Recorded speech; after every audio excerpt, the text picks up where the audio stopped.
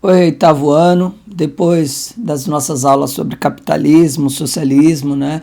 A gente terminando o nosso capítulo sobre Revolução Industrial, só falta mais uma aula que a gente vai trabalhar exclusivamente, né? Para fechar o capítulo, a gente vai trabalhar exclusivamente com o trabalhador, com o operário, com o proletariado.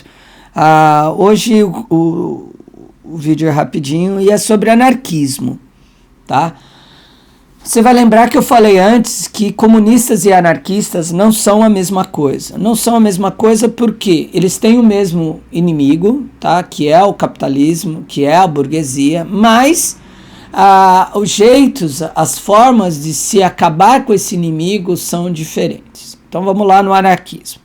O anarquismo, e aqui eu vou sempre comparar com o comunismo. Você vai lembrar lá no comunismo que a figura do Estado, que a figura do governo vai existir enquanto houver essa transição do socialismo para o comunismo. Quando o comunismo for implantado, segundo a teoria, o Estado deixa de existir. Isso é o socialismo. O anarquismo tem como ponto de partida a aniquilação, o fim, a derrubada do Estado no seu primeiro passo. Não vai esperar nada, não vai ter diálogo, não haverá transição.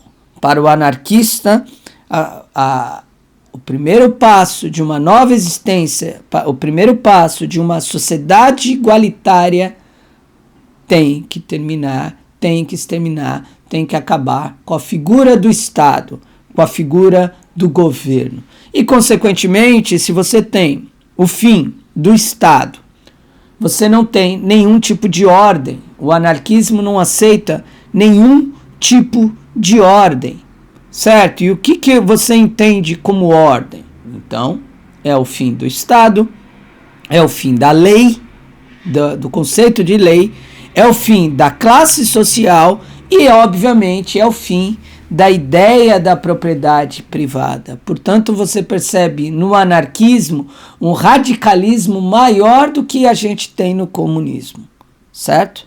Ok? Agora, lá no socialismo, você vê que a gente tem a ideia do grupo, a ideia do sindicato. Aqui vem mais uma diferença. No anarquismo, você tem a ideia do indivíduo. Todas essas mudanças passarão pelo estabelecimento do indivíduo, certo?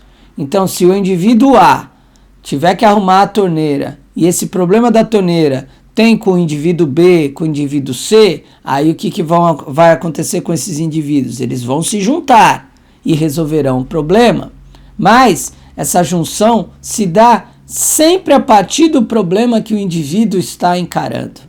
Ok? Então é bem diferente essa ideia do socialismo. Ok? Bom, é evidente que quando você tem o fim de qualquer ordem, os críticos elegem palavras que são até duras contra os anarquistas, contra o anarquismo. Os críticos usam o mundo anarquista como um mundo de caos, como um mundo da baderna, como um mundo caótico. Se você for pensar pela ótica liberal, né, pela ótica capitalista, sim, é um mundo caótico, é um mundo de baderna, mas pela visão anarquista, é a única forma que a gente tem de atingir uma sociedade igualitária. E para quem não lembra ainda o que é uma sociedade igualitária, é aquela em que todos somos iguais. Agora, cabe aqui uma curiosidade.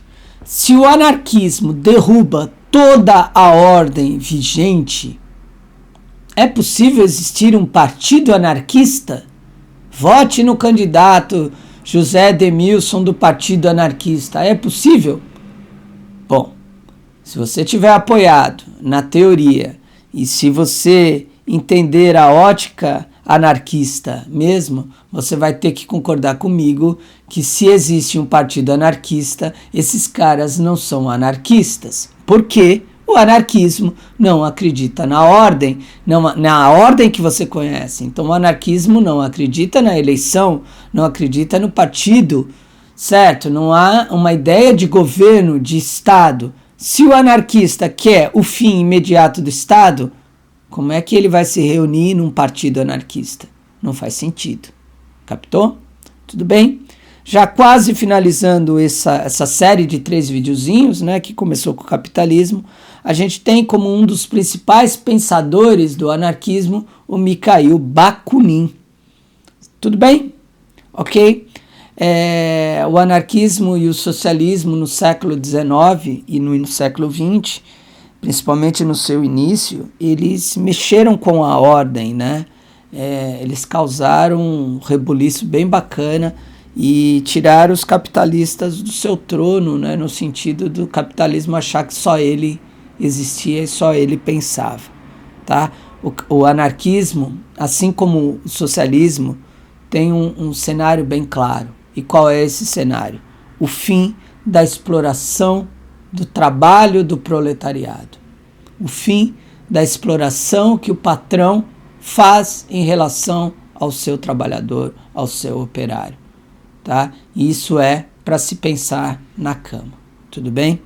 Bom, último vídeo, né, dessa nossa série, né, na verdade o epílogo, a gente vai questionar um pouco o trabalhador na fábrica, o operário na fábrica, e aí a gente termina isso, termina esse capítulo, e eu espero que você tenha um quadro bem geral sobre isso, tá? O Charlie Chaplin é um comunista ou é um anarquista? Boa pergunta, hein? Tá? Assista Tempos Modernos e tente encontrar a resposta lá. Tudo bem? É isso. Copiem as setinhas no caderno, tá? Mandem para mim nesse post e eu estou esperando que vocês estejam bem, com saúde e, na medida do possível, tentando levar a vida do jeito que é possível. Tá bom? Tchau, se cuidem. Até mais.